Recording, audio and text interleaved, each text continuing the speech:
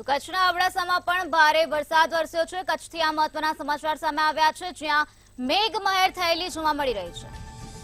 ભારે ભરખમ વાહનો પણ અત્યારે પાણીમાં તણાઈ ગયા છે। તો ડુમરાની નદીમાં ટ્રેક્ટર તણાયા હોવાની વિગતો સામે આવી છે। ગામ લોકો ટ્રેક્ટરને જેસીબીની મદદથી બહાર કાઢ્યા છે। તો ગામના લોકો દ્વારા આ પ્રકારની કામગીરી કરવામાં આવે છે। વાડીમાં વીજળી પડતા 20 વર્ષીય યુવાનનું મૃત્યુ નિપજ્યું છે। તો કચ્છના અબડાસાથી આ મહત્વના સમાચાર સામે આવ્યા, જ્યાં મેઘમહેર જોવા મળી રહી છે। મેઘો મુસળધાર રીતે વરસ્યો, ત્યારે ભારે ભરખમ વાહનો પણ આ વરસાદી પાણીમાં તણાઈ ગયા છે।